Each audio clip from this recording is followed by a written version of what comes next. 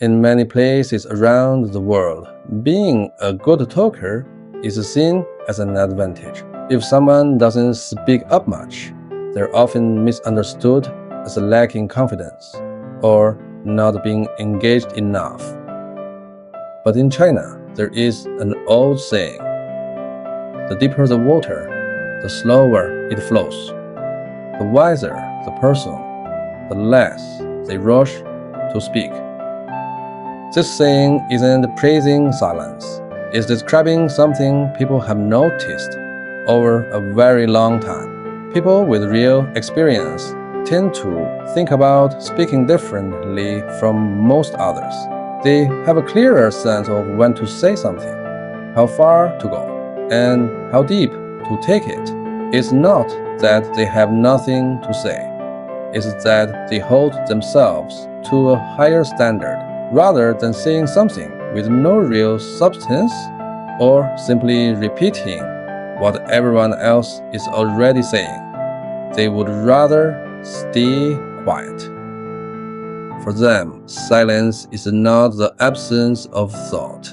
It means the moment to speak simply hasn't arrived yet. If you pay close attention, you'll notice that the people who have spent a long time in any field tend to speak more carefully. Beginners are often in a hurry to talk, eager to show what they know. But someone who has spent a decade doing the same thing tends to grow more restrained over time. Not because they've become timid, but because the more they've seen, the more they understand how complicated things really are, and how many different ways a single sentence can be interpreted. For them, speaking precisely matters more than speaking quickly. Speaking with depth matters more than speaking at length. In fact, many of the most respected figures in Chinese history were not quiet people at all. Su Shi was famously talkative, a brilliant poet and essayist who was constantly exchanging ideas with friends. Wang Yangming lectured publicly, drawing students from across the country.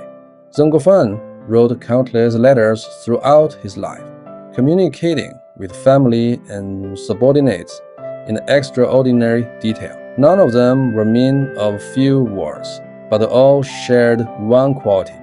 They knew when to speak and when not to, and every word landed exactly where it was meant to. This is what the old saying is really about. It doesn't celebrate silence. It celebrates something harder to achieve, a sense of proportion. This respect for proportion runs deep in Chinese culture. Throughout the long history of traditional Chinese society, speaking openly was never without cost. A single remark passed along to the wrong person could affect someone's career, their relationships, even the fate of their entire family.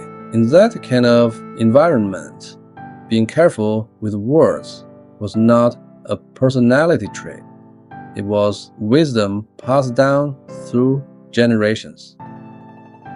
That's why the Chinese language is filled with reminders about speech.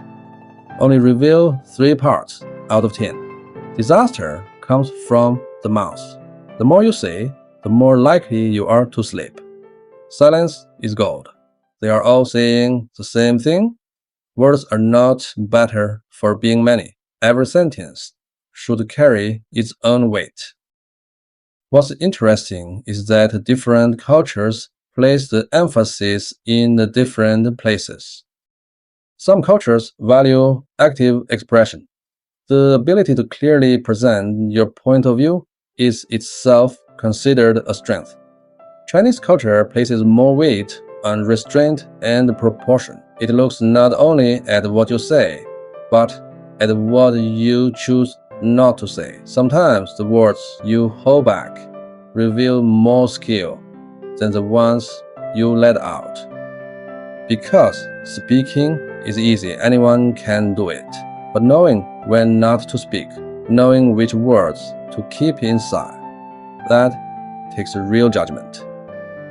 In an age where everyone can express themselves at any moment, commenting, posting, reacting, the truly rare ability may no longer be the courage to speak up. It may be knowing when to stop and when to let a thought remain unspoken. The deeper the water, the slower it flows. The wiser the person, the less they rush to speak. This saying was never about praising silence.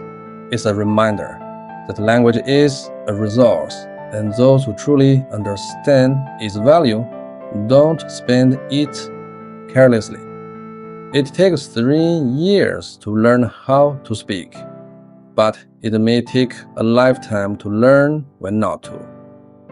Because the mark of a truly mature person is never whether they can express themselves, but whether they know how to do it with proportion.